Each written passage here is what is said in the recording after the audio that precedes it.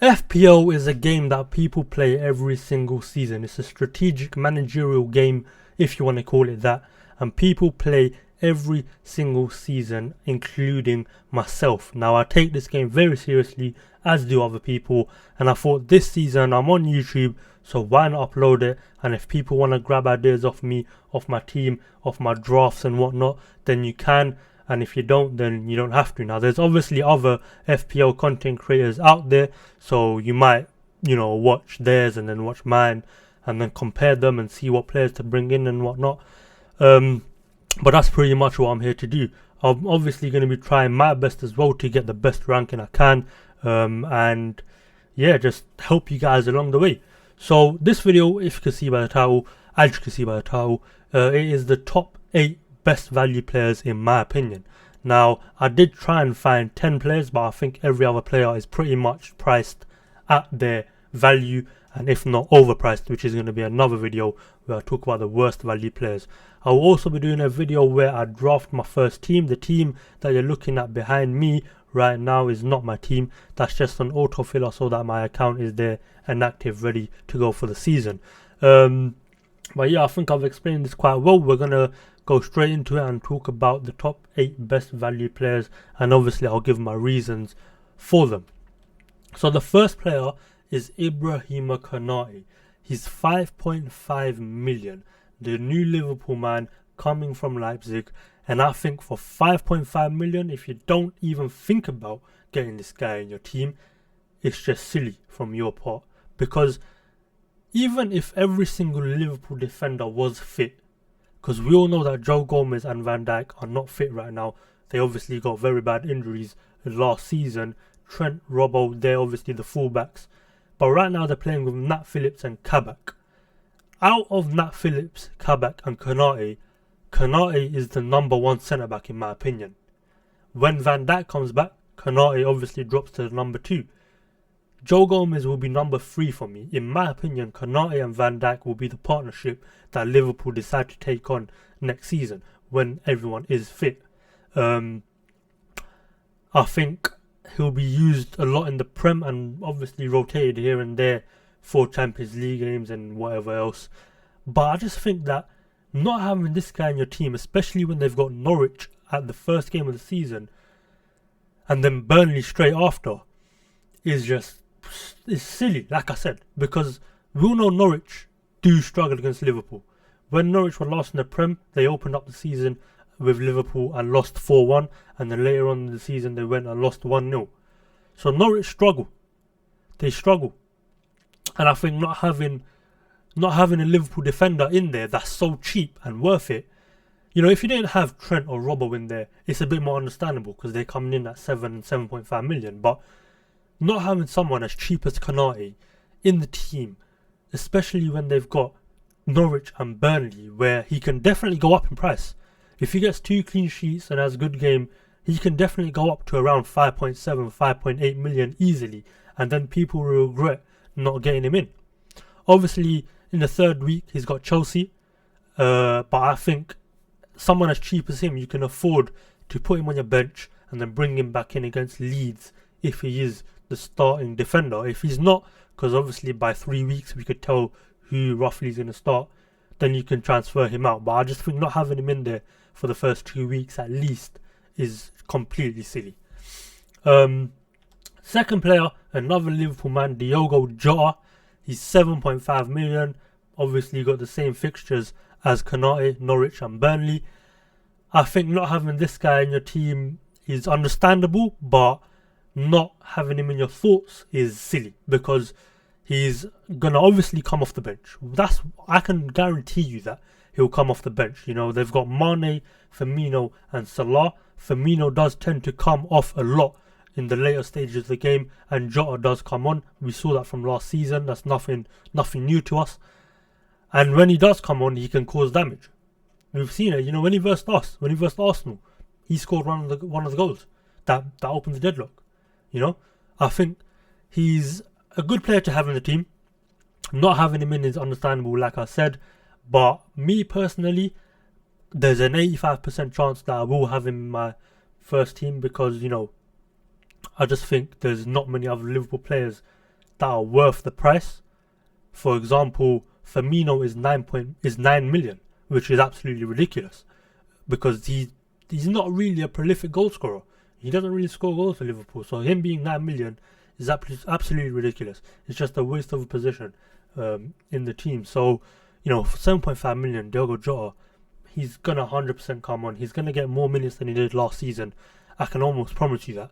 So, he's an absolute bargain in my opinion, and his value at 7.5 million is a brilliant value. It's brilliant.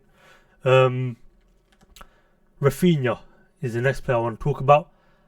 Now, we're obviously looking at fixtures, which has a lot to do with the value, because you're going to question, do you want to pay 6.5 million for Rafinha when he's got teams like United, Everton and Liverpool within the first 4 weeks? Now, you can be a bit more smarter with Rafinha, in my opinion. For 6.5 million as a Leeds player, he's valued very well, because the other Leeds players such as Patrick Bamford, who's 8 million, is, in my opinion, just not worth it. It's not worth it because although Bamford got the goals, you can't always rely on a team like Leeds to you know what I'm trying to say. You can't rely on a team like Leeds to beat teams like Everton. Although they are capable of doing it, it's not something that is 100%. No game is 100%, but there's more of a chance of them beating Burnley and Rafinha doing something there than there is obviously against him doing something against Everton. So you have to take that into account, obviously. But we all know that every single team has a weak point, and Rafinha is a player that ticks so many of those boxes. He's fast, he's agile, he's got skill. He's a very hard player to work with. We all know, even last season, he took a free kick. He can even take free kicks. He took a free kick, beautiful free kick. I forgot who he was against, but he scored, and it was shocking because no one thought he had that in the bag. At 6.5 million, it's an absolute bargain because Leeds are an attacking side. We all know they love to attack. They're better attacking than they are defending. And a player like Rafinha, who plays more or less on the right side of a 3, it's a bargain for 6.5 million. In my opinion, he's valued very well. He's not too high, he's not too low. If he was 5.5 million or 6 million, that would be an absolute steal, and you'd be stupid not to have him in your team. But 6.5 million is a bit more reasonable. He's valued very well in my opinion, and I think if you don't have him in, even for the little game against Burnley in the 3rd week, if you don't have him in for the first 4 weeks, I think for the next 3, it's pretty much a no-brainer when he's got Newcastle, West Ham and Watford, who are newly promoted.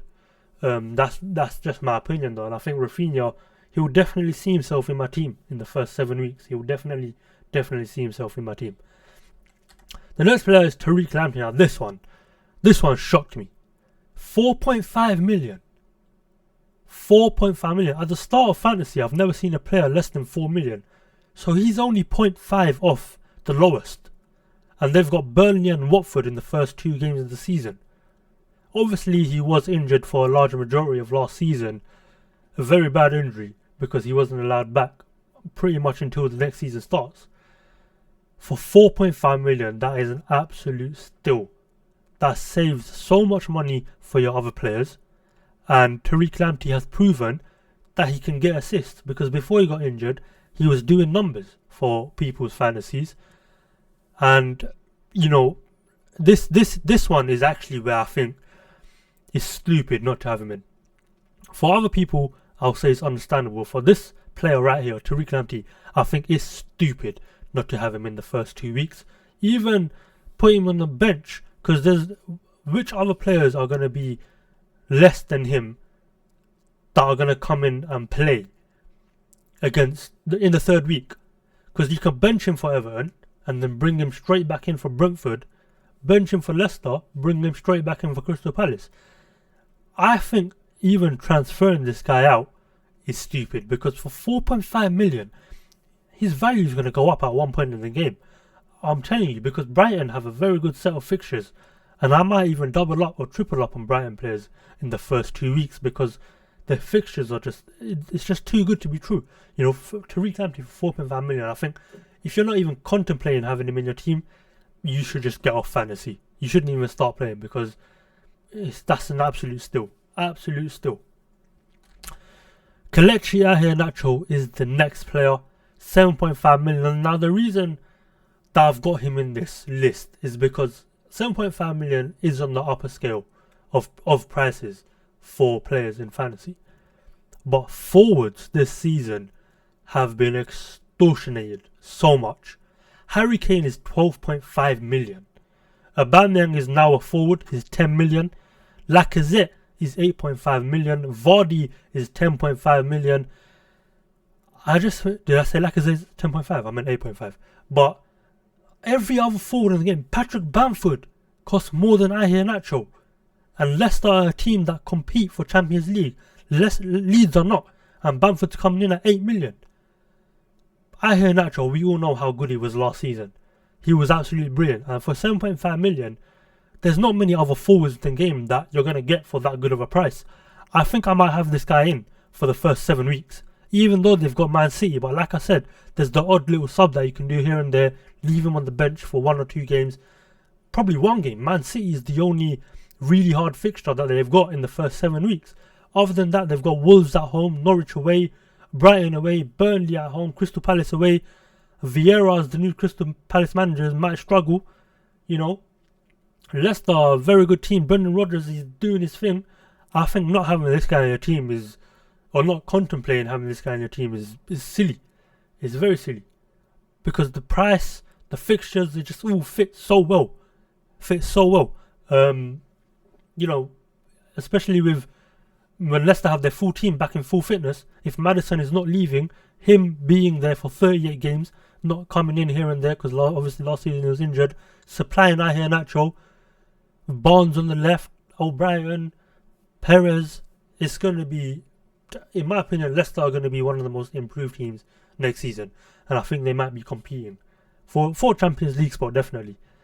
But Iheanacho is a no-brainer for me. I'm going to have him in at one point in the first 7 weeks. If not, probably for the whole first 7 weeks. Because, like I said, the price, the fixtures, it all bode so well.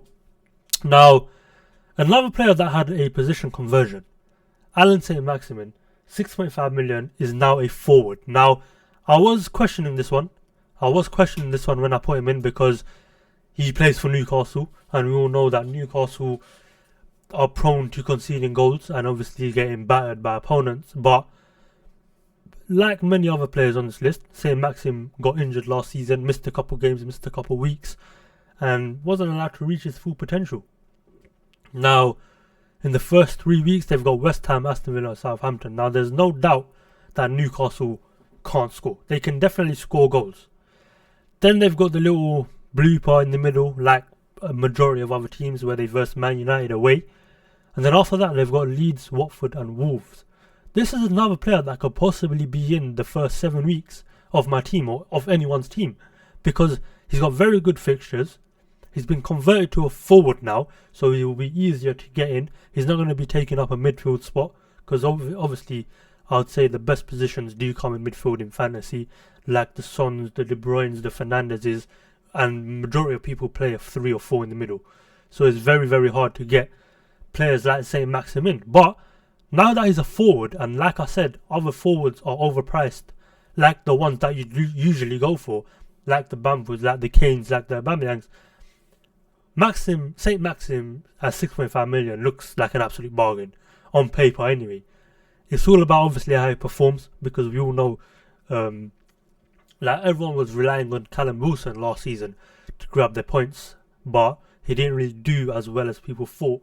So, you know, we can't really hype up a team like Newcastle too much. But for 6.5 million, yeah, as a forward, it's silly if you don't even contemplate having him in.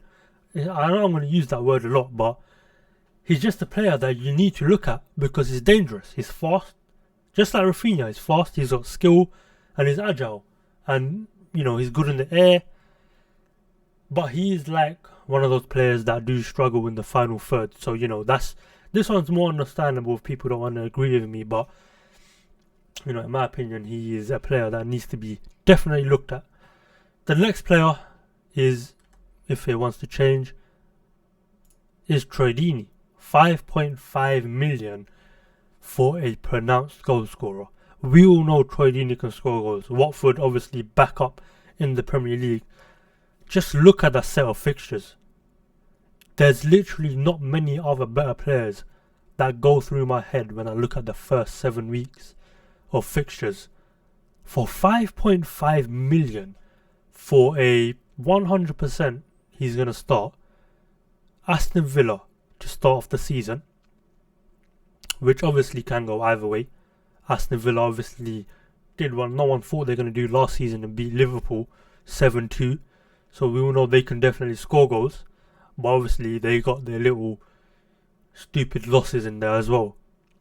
But if anyone does score against Aston Villa, it will be Troy Deeney. And then they've got Brighton, which is a bit more level. I think it's more of a fair game. There will definitely be goals in that game. And then they've got Tottenham, which, like I said, there's always the option of putting someone on the bench this cheap. And then they've got 3 fixtures where it shows green, which means on the FDR scale on fantasy, that means easy. I don't think it will be that easy as fantasy are making it out to be, because Wolves are definitely not an easy team to face. But they've got Wolves, Norwich, Newcastle and then Leeds. Definitely 4 games where Troy Deeney can score.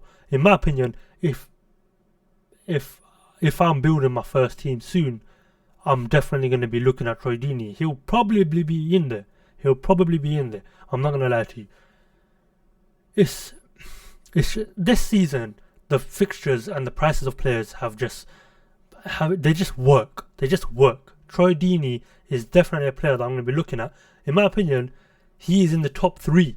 Obviously, this list is not in order, but he is in the top 3 of the best valued players in my opinion. The next player is in the top 3 as well.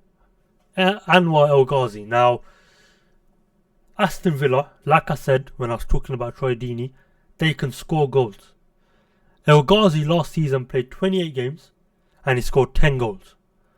Obviously, there's assists here and there that don't count. For some reason, they don't come up on the numbers. But to start off the season, I think Aston Villa have the best 3 weeks more than anyone, more than any other team, because they're looking at Watford, Newcastle and Brentford. 2 out of those 3 teams are newly promoted and Newcastle are not the best. We all know that. That's something that we can say. Obviously, no disrespect to Newcastle, but they are definitely not one of the best teams in the Prem. They're definitely more of the easier teams to beat, especially by a team like Aston Villa. Now, a player like Anwar El Ghazi, if you look at the first 3 weeks and then look at the next 4 weeks, he'll definitely be transferred out. If I do have him in for the first 3 weeks, he'll definitely be transferred out on the 4th week until further notice, obviously until he has a good couple of fixtures, because I do look in the long run. I definitely look in the long run. But for 6 million, when he's got Watford, Newcastle and Brentford, I think it's a little bit of a steal in my opinion, because although he's a midfielder, he plays on the right side of an attacking 3. They've got Bertrand Traore and then obviously Grealish on the left, or whoever plays there. They obviously got a lot of rotation in the team as well. But El Ghazi is a player that's definitely underlooked in my opinion. He's definitely underlooked. He's a talent. And people don't really look his way, and I think it's a mistake, because I'm probably going to have him in my team.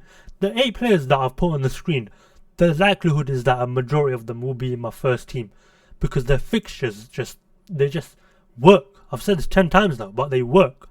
But yeah, I think El Ghazi is the last player on the list. Yes, he is. So just to quickly go through every player again. El Ghazi at 6 million, Troy Deeney at 5.5 million, Saint Maxim at 6.5 million, Ahir Nacho at 7.5 million, Lamptey at 4.5 million, who's number 1 on my list, by the way. 4.5 million. That is an absolute steal. If there was another word that means even more than steal, I would use that, but I don't know what word that is. And then Rafinha for 6.5, Diogo Jota for 7.5, and Ibrahimovic for 5.5 million. Now, like I said, the team behind me is not my team. I'll be doing a video on a draft for my first team that'll be coming out very soon. I'm going to be updating you guys every single week on my team, the transfers I make and the players that have gone up and down in price. the background has just gone into standby, which means it is time for this video to end as well. Make sure you like, share, comment and subscribe. Make sure you turn on the bell so that you guys get notified whenever I do release my next video for fantasy, so that you guys can keep updated and, you know, don't fall behind, because I'm going to try my best to update you guys every single week. But make sure you like, share, comment and subscribe, and I'll see you guys in the next video.